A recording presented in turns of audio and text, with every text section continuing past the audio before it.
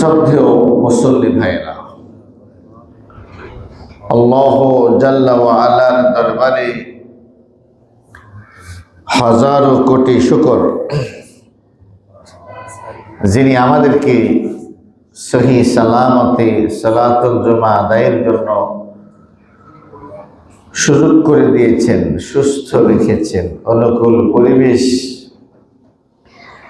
আমাদের জন্য বজায় রেখেছেন। শুকরিয়াতান বলি আলহামদুলিল্লাহ।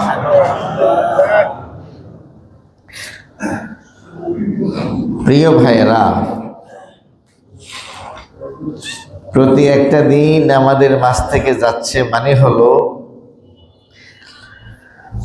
জীবন থেকে একটা দিন আমরা হারিয়ে ফেলতেছি,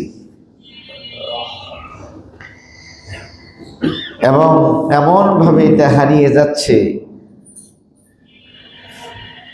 এটা আর কখনো কোনো দিন ফিরে আসবে না। ডিসেম্বর মাস শেষ হচ্ছে, আজকে 26 তারিখ। 4-5 দিনের মাথায় আমরা 31st নাইট উদযাপন করব, আনন্দ করব, উন্মাদনায় মেতে উঠব, বাঁধনহারা আচরণ আমরা করব। কতটা মূর্খ হলে একটা মানুষ আফসোসের পরিবর্তে আনন্দ করে। আমি মারা গেলাম, শেষ হয়ে গেছে। ইজা মাতাল ইনসান ইনকাতা আনহু আমালুহু, মানুষ যখন মারা যায় তার আমল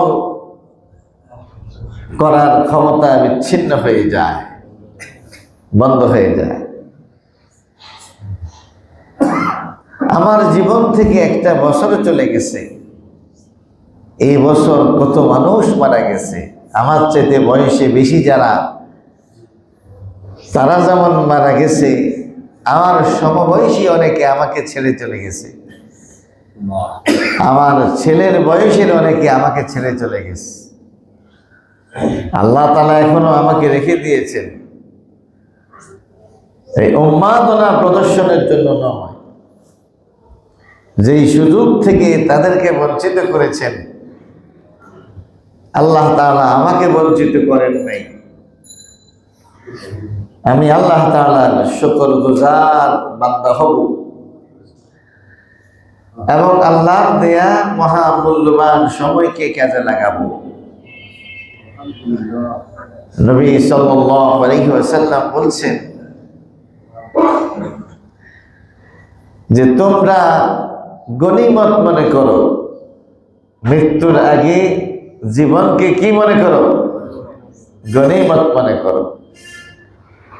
অসুস্থ হওয়ার আগে সুস্থতাকে গনিমত মনে করো। সম্পদ হাতছাড়া হওয়ার আগে ধনাঢ্যতাকে গনিমত মনে করো। এরকম আছে নাকি নাই? ব্যস্ত হয়ে যাওয়ার আগে অবসরকে কাজে লাগাও। হ্যাঁ,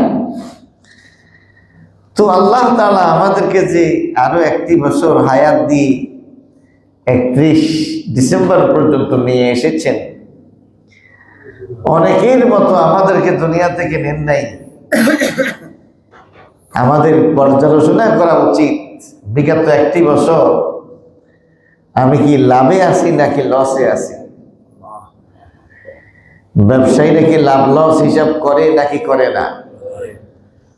বছরের শুরুতে যেই পুঁজি নিয়ে ব্যবসা শুরু করেছে, বছর শেষে যদি দেখে যে পুঁজি থেকেই 10 লাখ টাকা নাই, 10 কোটি টাকা নাই, তাইলে বিগত 1 বছর ব্যবসা খুব ভালো হয়েছে।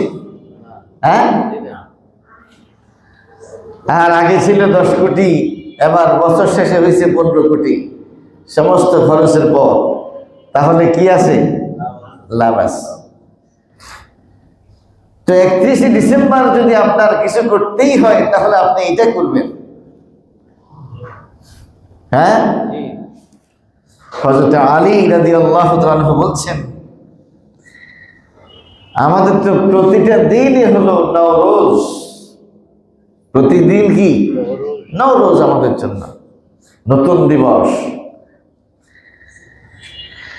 রাসূল করিম সাল্লাল্লাহু আলাইহি ওয়াসাল্লাম বলেছেন, যেদিন সূর্য ওঠে সেদিন মানুষের উচিত হলো 360টা সাদাকা করা। কয়টা? 360। আমাদের শরীরে জোড়া কয়টা? জোড়া 360। প্রত্যেকটা জোড়ার জন্য একটা একটা করে সদকা দিতে বলা হয়েছে। যেদিন সূর্য উঠে মানে 24 ঘন্টা শেষ হয়েছে, সূর্য উঠে ডুবার পরে আবার সূর্য উঠতেছে, তোমাকে আবার আল্লাহ তাআলা আরেকটা নতুন সূর্যোদয় দেখিয়েছেন। তোমার আগের পাপকে পূর্ণতা দেওয়ার জন্য নয়, বরং আল্লাহ তাআলা তোমাকে আরো একটা দিন সুযোগ দিয়েছেন, আরো একটা নতুন সূর্য দেখার সুযোগ দিয়েছেন, আরো কিছু আমল আল্লাহ তাআলার জন্য করতে। খাইরুন নাস, শ্রেষ্ঠ মানুষ কে? মান তালা উমরুহু ওয়া হাসুনা আমালুহু, হায়াত লম্বা, আমল বেশি, এই লোকটা হলো শ্রেষ্ঠ। নিকৃষ্ট কে? হায়াত লম্বা, মন্দ আমলে পরিপূর্ণ। কি বলেন, ঠিক কিনা? সুতরাং যারা নেকামল করে তারা 31 আসার পরে তারা আনন্দিত হবে না, তারা বরং হিসাব মিলাবে। বিগত 100 বছর আল্লাহ তাআলা যা আমাকে জীবিত রাখলেন, আমি কি জান্নাতের দিকে ঝুঁকলাম নাকি জাহান্নামের দিকে ঝুঁকলাম?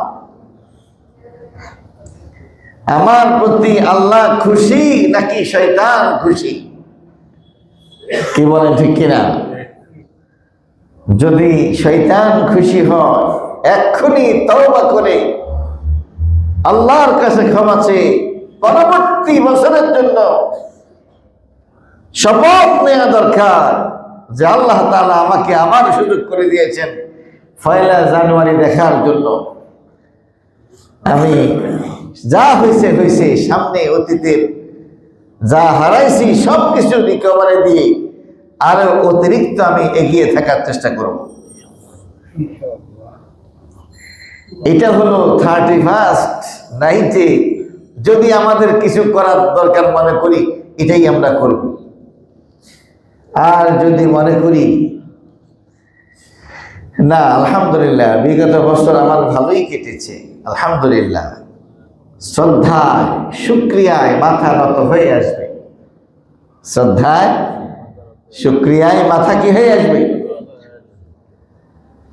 গতকালকে আমি সিলেট থেকে আসতেছি, তো আমার গাড়ির পেছনে সিলেটি এক ভাই, বয়স আমার থেকে কম,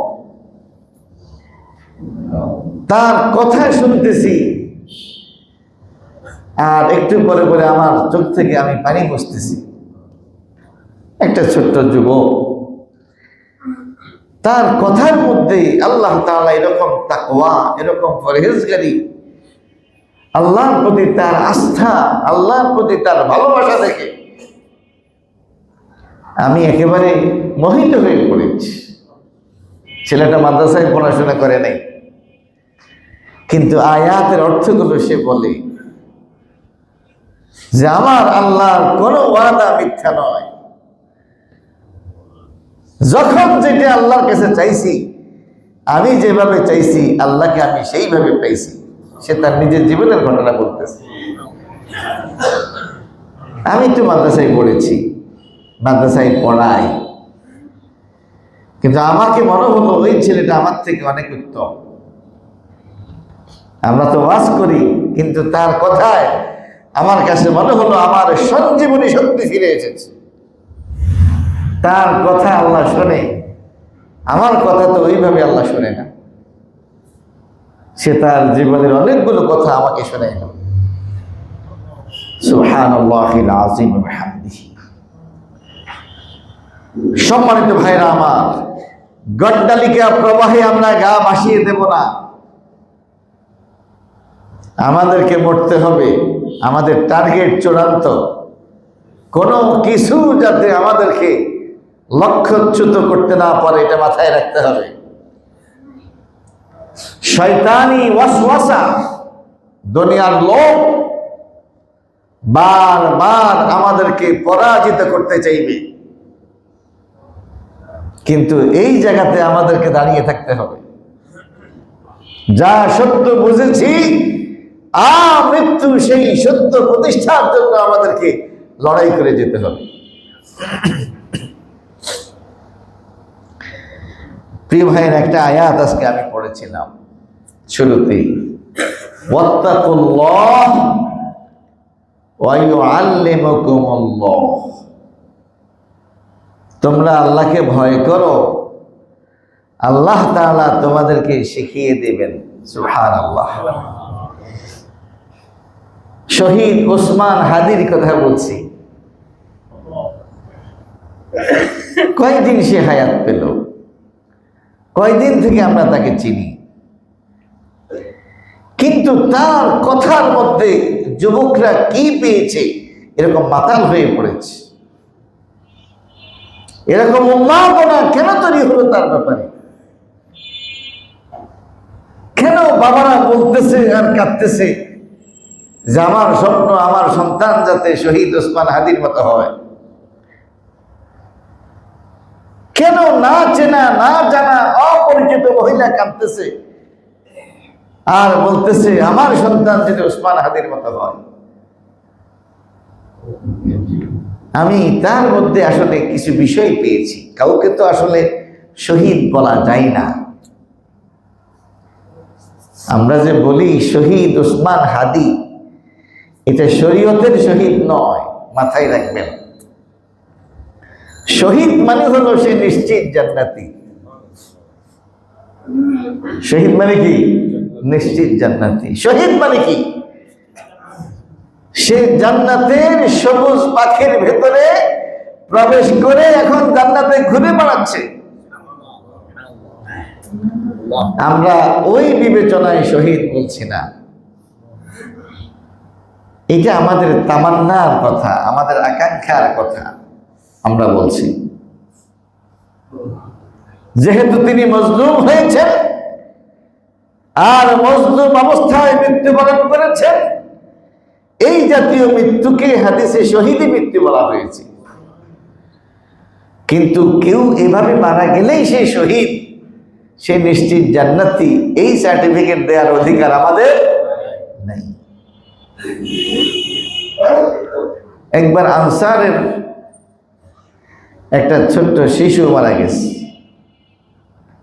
হযরত আয়েশা বললেন রাদিয়াল্লাহু তাআলা আনহা, আসফুরুন মিন আসাফিরিল জান্নাহ। আরে এটা তো দেখি জান্নাতের একটা চড়ুই পাখি। সে কোনো পাপ কাজ করে নাই, পাপ কাজ করার বয়সে উপনীত হয় নাই, এই অবস্থায় সে মারা গেল। এই ছোট্ট শিশু তো জান্নাতে চড়ুই পাখি।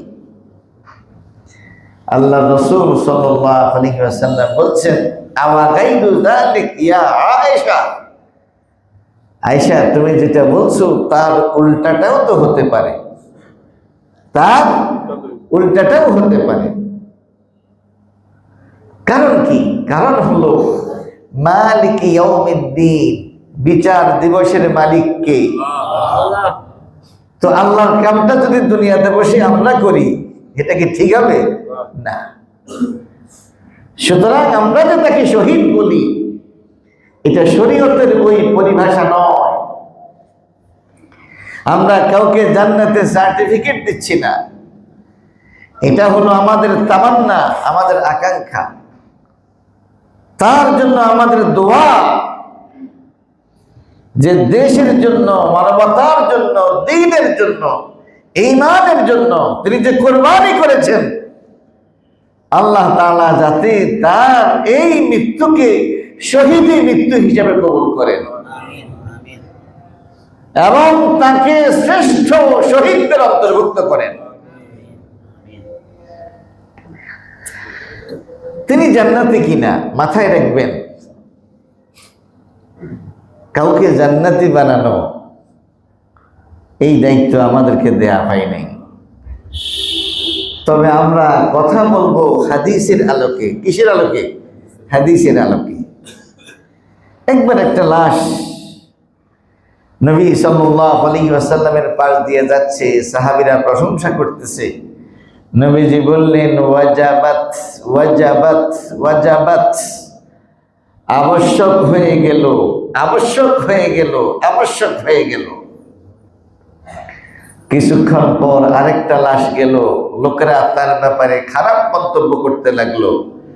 নবীজি বললেন, ওয়াজাবাত ওয়াজাবাত ওয়াজাবাত।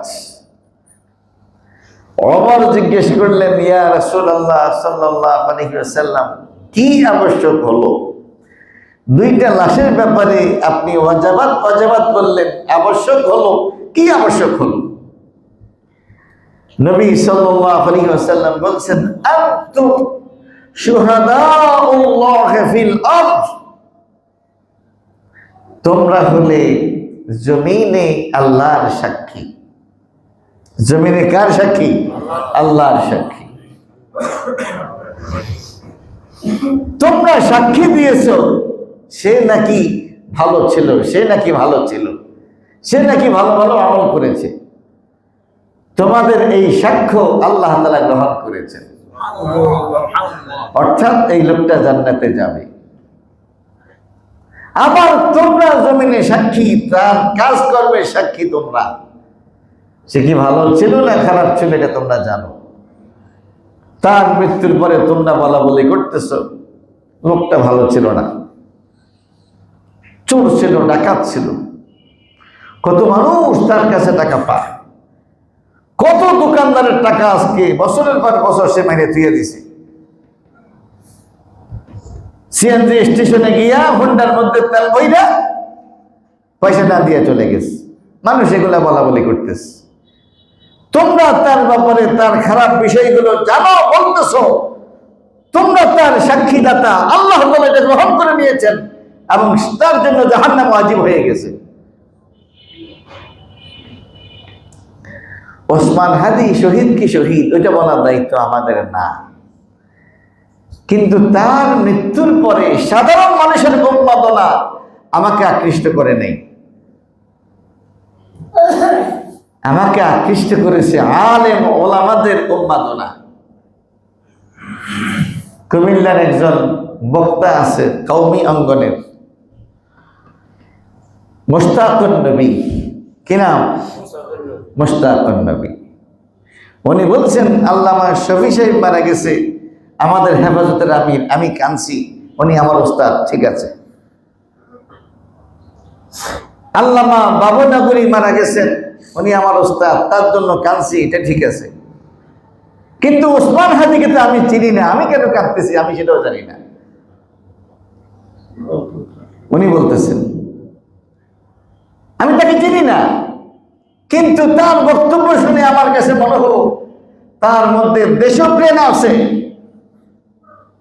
তার মধ্যে ইনসাফ আছে, তার মধ্যে সততা আছে এবং তার হৃদয়ের মধ্যে ইসলাম প্রিয়তা আছে, ঈমান আছে। খুব সম্ভবত এই কারণে আল্লাহ তাআলা আমার চোখ থেকেও পানি ফেলাচ্ছে। এক মুস্তাকিম নবীর থেকে চোখ থেকে পানি বের হয়নি, আরো হাজার হাজার আলেমের চোখ থেকে টপ টপ করে পানি পড়েছে। হুমায়ুন আহমদ সাহেব যখন মারা গেছেন, বিশিষ্ট লেখক, তার মৃত্যুতে হাজার হাজার লাখ লাখ লোক জড়ো হয়েছে, যুবক যুবতীরা পাগল হয়ে গেছে তার জন্য, তার মৃত্যুতে। লক্ষ লোকের জড় হওয়া এটা কারো ভালো হওয়া অথবা খারাপ হওয়ার নিদর্শন নয়। অনেকেই জড়ো হয়েছে, নামাজ পড়ে নাই, অনেকেই দাঁড়িয়ে ছিল অজু ছাড়া, এবং তার জানাজায় ডুগডুগি বাজানো হয়েছে। ডুগডুগি, ডুগডুগি বুঝেন? তো অধিক মানুষ জড় হওয়াই কেন ভালো হওয়ার নিদর্শন নয়। কারো মৃত্যুতে 2-4 জন 5 জন আল্লাহওয়ালা মানুষের মৃত্যু তার জান্নাতি হওয়ার জন্য সাক্ষী হিসাবে আল্লাহ তাআলা এটা গ্রহণ করে নিয়েবেন। এমন কোন ব্লক নাই। বাংলাদেশের হুজুররা 130 ভাগে বিভক্ত। এই হুজুরের লোক মারা গেলে এই হুজুরের লোকেরা বলে আলহামদুলিল্লাহ, এই হুজুরের লোক মারা গেলে এই হুজুরের লোক কয় আলহামদুলিল্লাহ। কিন্তু হাদি কোন ব্লকের না, কোন সীমার মধ্যে তিনি সীমাবদ্ধ ছিলেন না। তিনি যেন সবার হৃদয়কে তিনি কাঁপিয়ে দিয়েছেন। এটা হলো কেন? এটা হলো আমার কাছে যেটা মনে হলো, তিনি জ্ঞানী ছিলেন। তিনি কি ছিলেন? জ্ঞানী ছিলেন। কোন জ্ঞান? যেই জ্ঞানটা দোয়ার কারণে অর্জন হয়, যেই জ্ঞানটা আল্লাহ ভীরুতার কারণে অর্জন হয়। আল্লাহ বলছেন ওয়াত্তাকুল্লাহ, তোমরা আমাকে ডরো, ওয়ায়ুআল্লিমুকুমুল্লাহ, আমি তোমাদেরকে শিখিয়ে দেব, আমি তোমাদেরকে জ্ঞানী বানিয়ে দেব। তাকওয়ার কারণে, আল্লাহ ভীতির কারণে যে জ্ঞান অর্জন হয় ওইটা হলো প্রকৃত জ্ঞান। যেটা আল্লাহ শিখিয়ে দেয় ওটা হলো প্রকৃত জ্ঞান। আমার নবী মুহাম্মদ সাল্লাল্লাহু আলাইহি ওয়াসাল্লাম তিনি জীবনে কখনো লেখেন নাই, তিনি কখনো জীবনে কোনো কিতাব পড়েন নাই, কেউ কখনো তাকে কোনো কিতাব শিখাই নাই। হ্যাঁ, কিন্তু তিনি এত বড় জ্ঞানী কেন হলেন? যে আল্লাহ তাআলা তাকে শিখিয়ে দিয়েছে। আল্লাহ তাআলা তাকে কি দিয়েছেন? শিখিয়ে দিয়েছেন। আল্লাহ তাআলা যখন কাউকে শিখিয়ে দেয় তখন সে অনেক পরের জিনিস নগদ দেখতে পায়, অনেক দূরের জিনিস সে কাছে দেখতে পায়। সে বলতেছে মাথায় অথবা বুকে যদি গুলি লাগে তাহলেই তো মারা যাব, এছাড়া তো মরবো না। মাথায় গুলিটা লাগছে, আমি যদি মারা যাই আমার সন্তানকে আপনারা দেখে নেবেন। আমাকে যদি কেউ গুলি করে মেরে ফেলে আপনারা কিচ্ছু করিয়েন না, শুধু খুনিকে ধরে বিচার করেন। মানে সব তাজা তাজা কথা, সব কি তাজা তাজা কথা। কি আজীব ব্যাপার। মুশতাকুন নবী সাহেব বলছেন শহীদ হাদি উনি নাকি হাফেজে কোরআন ছিলেন। কি ছিলেন? হাফেজে কোরআন ছিলেন। তার বাবা অনেক বড় আলেম ছিলেন, ইমাম ছিলেন, এটা জানি। এবং তিনি বলছেন আমার বাবা আমাকে ইউনিভার্সিটিতে ভর্তি করাইছে আমি যত মানবতার কল্যাণে, দেশের কল্যাণে, ইসলামের কল্যাণে জ্ঞান অর্জন করে কাজে লাগতে পারি। উনি বলছেন আমি যদি ইনসাফের পক্ষে থাকি, আমার তো অনেক ত্রুটি বিচ্ছুতি আছে, অনেক পাপ আছে, এই ইনসাফের পক্ষে থাকার কারণে আল্লাহ তাআলা আমাকে মাফ করে দিতে পারে। কি কথা? এগুলো কোনো কথা? উনি বলছেন আপনার ইসলাম শব্দ ব্যবহার না করে ইনসাফ ব্যবহার করেন। সমাজের মধ্যে যদি ইনসাফ প্রতিষ্ঠিত হয়ে যায় তাহলে 80% ইসলাম অটোমেটিক কায়েম হয়ে যাবে। কি আজীব কথা। আমি দুই একটা খুতবায় আলোচনায় বলেছিলাম ইনসাফ মানে কি? ইনসাফ মানেই হলো ইসলাম। কি? ইসলাম মানেই হলো ইনসাফ। ইন্নাল্লাহা ইয়া'মুরুকুম আল্লাহ তোমাদেরকে আদেশ করেছেন বিল আদলে, আদালতে, ইনসাফে। যুগে যুগে আদম থেকে নিয়ে মুহাম্মদ সাল্লাল্লাহু আলাইহি ওয়াসাল্লাম পর্যন্ত সমস্ত নবী এবং রাসূল সমাজের মধ্যে ইনসাফ প্রতিষ্ঠার লড়াই করেছেন। শহীদ ওসমান হাদির লড়াইটা ছিল ইনসাফ প্রতিষ্ঠার জন্য। কি প্রতিষ্ঠার জন্য? সেই কারণে আল্লাহ তাআলা জুমায় জুমায় আসতে দিন হইল তার পলিটিক্যাল জীবন কয়দিন হল, আল্লাহ তাআলা তাকে কোন মাকামে পৌঁছাই দিছে। বুখারী শরীফের ওই হাদিসটা যখন সামনে আসে তখন ঈর্ষা হয়। ঈর্ষা কি সেই হাদিস? যে রাসূল করিম সাল্লাল্লাহু আলাইহি ওয়াসাল্লাম বলছেন আল্লাহ তাআলা যখন কাউকে ভালোবাসেন এটা জিবরিলকে বলেন, ও জিবরিল আমি তো তাকে ভালোবাসি।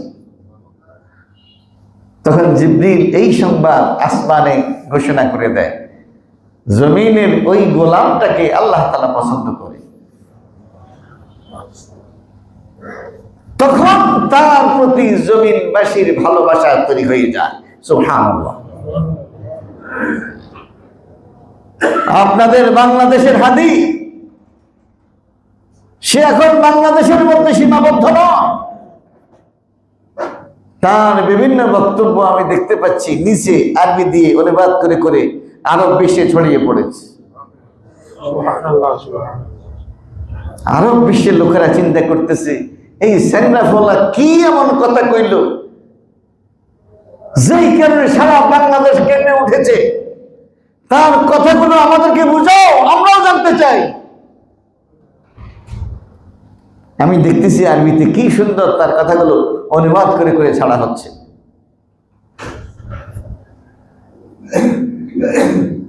তার প্রশংসায় উর্দুতে হিন্দিতে সঙ্গীত রচনা হয়েছে।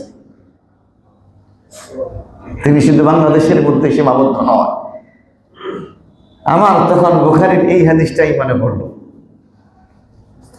যে আল্লাহ তাআলা যখন কাউকে ভালোবাসেন তার এই ভালোবাসার কথা তিনি সৃষ্টিকুলকে জানিয়ে দেন। তখন এই লোকটা যখন মারা যায় তখন আল্লাহ তাআলা তার গোলামদের অন্তরের মধ্যে ওই লোকের ব্যাপারে ভালোবাসা সৃষ্টি করে দেয়।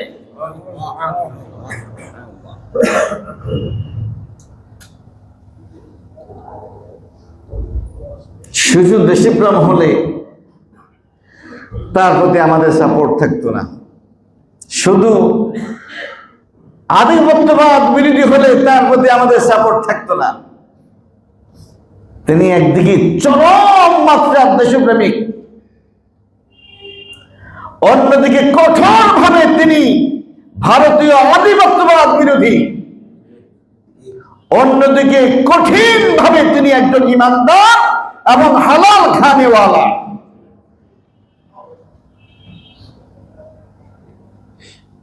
ঈমানের কারণে মূলত আল্লাহ তাআলা কাউকে ভালোবাসেন। ঈমান না থাকলে আর হাজারো কিছু থাকলেও আল্লাহ তাআলা তাকে ভালোবাসবে না। কারণ আল্লাহর বিবেচনায় যার ঈমান নাই এই লোকটা হলো মরা কুত্তা। কি কুত্তা? মরা কুত্তা। একদিকে কুকুর আবার মরা। শুধু দেশপ্রেম, শুধু আধিপত্যবাদ বিরোধী, এটার কোনো মর্যাদা আল্লাহর কাছে নাই। আল্লাহর কাছে মর্যাদা হলো ওই আমলের, যেই আমলের প্রেরণা হলো ঈমান। যেই আমলের প্রেরণা কি? ঈমান এবং ইসলাম। 5 ওয়াক্ত পাক্কা নামাজই ছিল। সুবহানাল্লাহিল আযীম ওয়া বিহামদিহি। এবং যখন তিনি মারা গেলেন সেই দিনটা ছিল জুমার দিন, জুমার নামাজের পরে। সুবহানাল্লাহিল আযীম ওয়া বিহামদিহি। জুমার নামাজের পরে, জুমার দিন আহত হলেন। তার মৃত্যুর সংবাদ যেদিন আমরা জানলাম সেটাও ছিল জুমার রাত, বৃহস্পতিবারের দিন গিয়ে রাত, সপ্তাহের শ্রেষ্ঠ দিন। বলছিলাম আল্লাহ তাআলা তাকে এই মাকামে কেন পৌঁছালেন? আমার ব্যক্তিগত বুঝ হলো তিনি জ্ঞানী ছিলেন। কি ছিলেন? জ্ঞানী ছিলেন। এই জ্ঞানটা আবার অর্জন করা যায় না, এটা অর্জিত জ্ঞান না, এটাকে মাওহুব বলা হয়। মাওহুব মানে এটা হলো দানকৃত, সে পেয়েছে। এটা কোনটা? আল্লাহ বলেন ওয়াত্তাকুল্লাহ, তোমরা আমাকে ডরাও, আমাকে ভয় করে চলো, ওয়া ইউআল্লিমুকুমুল্লাহ, আমি তোমাকে শিখিয়ে দেব। এটা তার অর্জিত জ্ঞান নয়, আল্লাহ তাআলা তাকে এটা শিখিয়ে দিয়েছেন।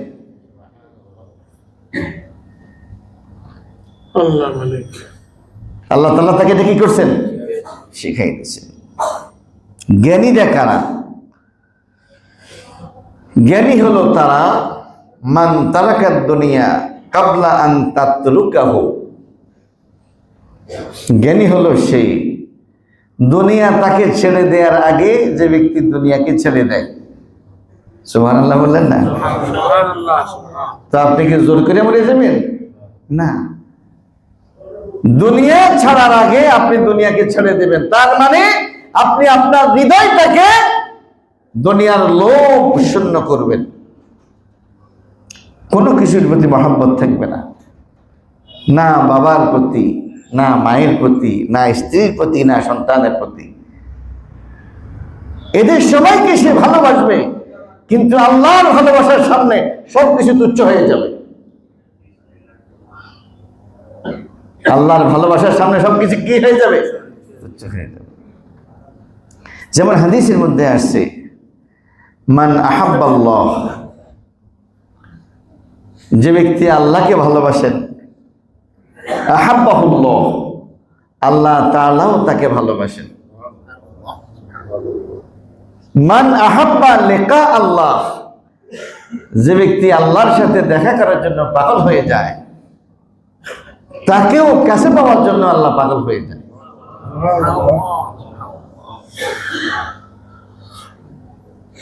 ওমান কারাহা লিকা আল্লাহ, যে ব্যক্তি আল্লাহর কাছে যাওয়ার জন্য প্রস্তুত না, মানে আল্লাহ তাকে টেনে নিয়ে যাচ্ছেন মৃত্যুর দিকে, সে যেতে চাচ্ছে না। দুনিয়ার অর্থ লোভ, দুনিয়ার পদের লোভ, দুনিয়ার নারীর লোভ, দুনিয়ায় থাকার লোভ তাকে এমন ভাবে পেয়ে বসেছে যে আল্লাহ নবী সাল্লাল্লাহু আলাইহি ওয়াসাল্লাম বলেন, কারাহাল্লাহু লিকাহু, আল্লাহ তাআলাও তার সাক্ষাৎকে পছন্দ করেন। তাহলে সে এই অবস্থায় মারা যাচ্ছে যে আল্লাহ তাআলা তাকে দেখতে চাইতেছে না। এই স্যাংরা ফলা এখনো জীবন যৌবন কিছুই দেখে নাই, এখনো দুনিয়ার কোনো মজা পাই নাই, এর আগে শহীদের মৃত্যুর জন্য সে পাগল হয়ে গেছে। রাসূল করিম সাল্লাল্লাহু আলাইহি ওয়াসাল্লাম মৃত্যুর ঠিক আগে যেই অসুস্থতায় তিনি এমন ভাবে পড়েছেন আর উঠবেন না, তিনি তখন দোয়া করতেন, রব্বিগফিরলি ওয়ারহামনি ওয়া আলহিকনি বির রফিকিল আ'লা, আল্লাহ আমাকে মাফ করে দেন, আমাকে ক্ষমা করে দেন, আমার কাছে আর দুনিয়া ভালো লাগতেছে না, আমাকে আমার মহান বন্ধু আল্লাহর সাথে মিলাই দেন। আল্লাহই বলতেছে আপনার সাথে আমাকে মিলাই দেন। এই জন্য মুহাদ্দিসিনে কেরাম বলছেন, কেউ যখন মানে তিনি আর সুস্থ হয়ে ফিরে আসার সম্ভাবনার ব্যাপারে হতাশ হয়ে পড়বেন, যে তিনি আর কখনো সুস্থ হবেন কিনা, স্বাভাবিক জীবনে ফিরবেন কিনা, জীবন সম্পর্কে হতাশ হয়ে পড়লে সে যেন এই দোয়াটা বেশি বেশি করে পড়ে, আল্লাহুম্মা গফিরলি, আয় আল্লাহ আমাকে ক্ষমা করে দেন, ওয়ারহামনি, আয় আল্লাহ আমার প্রতি রহম করেন, ওয়া আলহিকনি বির রফিকিল আ'লা, আয় আল্লাহ আমার হৃদয়ে আপনার ভালোবাসা এমন ভাবে তৈরি করে দেন যাতে দুনিয়ার কোনো কিছু আমার আর পছন্দ না লাগে, শুধু আপনার কাছে যাওয়ার জন্য আমি পাগল হয়ে থাকি।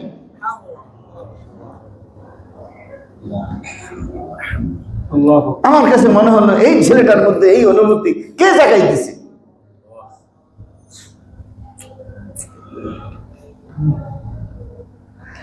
আল্লাহ তাআলা আমাদেরকে বুঝার তৌফিক দান করুন। আল্লাহ তাআলা যখন কাউকে জ্ঞানী বানায় তখন তার জবান থেকে জ্ঞানী জ্ঞানী কথা বের হয়। এটা কিন্তু অর্জিত জ্ঞান না। এই যে আমি নোট করে করে কথা বলি, এটা এরকম জ্ঞান না, এটা আল্লাহ দেয়। জ্ঞানীকে সুবহানাল্লাহ। ওয়া আনারা কবরহু ক্বাবলা আন ইয়াসকুনাহু, যে ব্যক্তি কবরে ঢোকার আগে কবরে আলোর ব্যবস্থা করে। সুবহানাল্লাহ বলেন না? কবরে ঢোকার আগে কবরে বাত্তির ব্যবস্থা করে, বাত্তি। সুবহানাল্লাহ, সুবহানাল্লাহ, সুবহানাল্লাহ। রাসূল করিম সাল্লাল্লাহু আলাইহি ওয়াসাল্লাম বলছেন, ইয়াতিহি রাজুলুন, কোন লোক যখন মারা যায় তখন তার কাছে একজন ব্যক্তি আসে, হাসানুল ওয়াজহি, তার চেহারা খুব সুন্দর। চেহারা কি? খুব সুন্দর। হাসানুল সিয়াব, তার কাপড় চোপড় খুবই উন্নত মানের, খুবই সুন্দর। তিবুর রিহ, এবং তার শরীর থেকে এরকম গ্রান বের হচ্ছে, মন মাতানো গ্রান বের হচ্ছে। সে এসে বলবে, আবশির বিল্লাযী ইয়াসুরুকাহা, তুমি সেই সুসংবাদ গ্রহণ করো। হাযা ইয়াউমুকুল্লাযী কুনতা তুআদ, আজকে তো সেই দিন যেই দিনের ব্যাপারে তোমাকে ওয়াদা করা হয়েছে আল্লাহর পক্ষ থেকে, আর সেই দিন তোমার এসে গেছে, পুরস্কারের দিন তোমার সামনে এসে গেছে। ফায়াকুলু লাহু মান আনতা, তখন ওই লোকটা জিজ্ঞেস করবে, আপনি কে? আপনার এত সুন্দর চেহারা, কে আপনি? আপনার কাপড় এত সুন্দর, কে আপনি? আপনার থেকে এরকম মন মাতানো সুঘ্রাণ ছড়িয়ে পড়ছে, আপনি কে? ফাওয়াজহুকা আল ওয়াজহ আল্লাযী ইয়াজী বিল খায়র, আপনার চেহারা তো সেই চেহারা, শুধু কল্যাণ আর কল্যাণ, মঙ্গল আর মঙ্গল, ভালো আর ভালো আপনি নিয়ে আসছেন। তখন সে বলবে, আনা আমালুকা as-সালিহ, আমারে চেনো নাই? আমি হলাম তোমার নেক আমল, আমি তোমার সৎ আমল। সুবহানাল্লাহ। জ্ঞানী কে? জ্ঞানী হলো ওই ব্যক্তি যে ব্যক্তি কবরে যাওয়ার আগে কবরে বাত্তির ব্যবস্থা করে। কি বলেন, ঠিক কিনা? তো কবরের মধ্যে বাত্তি কিভাবে হবে? নেক আমলের দ্বারা। কি আমলের দ্বারা? নেক আমলের দ্বারা। জ্ঞানী কি? ওয়া আরদা রাব্বাহু ক্বাবলা আন ইয়ালকা, আল্লাহর সাথে দেখা করার আগেই আল্লাহকে রাজি করবে, আল্লাহকে সন্তুষ্ট করবে। জ্ঞানী কি? ওমান বাররা আও আরদা ওয়ালিদাইহি ক্বাবলা আন ইউফারিকুহু, জ্ঞানী হলো সে বাবা মাকে হারানোর আগেই বাবা মাকে এমন সন্তুষ্ট করবে যে বাবা মা সন্তান হিসেবে আপনার উপরে রাজি আর খুশি হয়ে যাবে। জ্ঞানী কে? মান সাল্লা ক্বাবলা আন ইউসাল্লা আলাইহি, জ্ঞানী হলো সেই ব্যক্তি যার নামাজ পড়ানোর আগে সে নামাজি থাকে। বুঝেন নাই? জানাজার নামাজের আগে সে নামাজি থাকে। আমাদের সামনে এরকম অনেক অপদার্থ আমাদের সামনে আসে, আমরা যার জন্য নামাজ পড়ি, অথচ তার জীবনে নামাজ নাই, সে নামাজ পড়তো না। এই লোকটা মূর্খ, এই লোকটা জাহেল, এই লোকটা অপদার্থ, এই লোকটা নিকৃষ্ট, সে আমাদের নামাজ পাইতে পারে না। যে ব্যক্তি তার জীবন দশা নামাজ পড়ে না, তার মৃত্যুর পরে নামাজ সে কোন অধিকারের কারণে আমাদের কাছ থেকে দাবি করে। সুতরাং জানাজার নামাজের আগেই যে ব্যক্তি ব্যক্তিগত জীবনে পাক্কা মুসল্লি থাকে, এই লোকটা হলো জ্ঞানী। সর্বশেষ জ্ঞানী হলো ওই ব্যক্তি ওয়া হাসাবা নাফসাহু ক্বাবলা আন তুহাসাবা, আল্লাহর কাছে হিসাব দেওয়ার আগে নিজেও একটা হিসাব সে কইরা লয় যে আমি যদি আজকে মারা যাই, আমি যদি এখন মারা যাই, তাহলে আমি কি জান্নাতে যাব নাকি জাহান্নামে যাব? আমি কি আল্লাহর ধরায় পার পাবো নাকি পার পাবো না? নিজের কাছে নিজের একটা বুঝ আছে না? আছে নাকি নাই? আছে নাকি নাই? আমি যদি বেনামাজি হই, বেরোজাদার হই, আমি যদি জালিম হই, আমি যদি খুনি হই, আমি যদি সাদাবাজ হই, আমি যদি হত্যাকারী হই, আমি যদি মিথ্যুক হই, আমি যদি প্রতারক হই, আমার কাছে আমার হিসাব আছে না? অবশ্যই আছে। আমি কয় টাকা মানুষের কাছে পাই, মানুষ কত টাকা আমার কাছে পায়, এই হিসাব আমার কাছে আছে না? জ্ঞানী কি? জ্ঞানী হলো সেই ব্যক্তি যে মরার পরে হিসাব দেখার আগে নিজের হিসাব নিজে করে নয়। এই জ্ঞান এমনি অর্জন হবে না, এই জ্ঞান আল্লাহ শিখাবে কেউ যদি আল্লাহ ভীতি অন্তরের মধ্যে লালন করে। আল্লাহ তাআলা আমাদেরকে বুঝার তৌফিক দান করুন।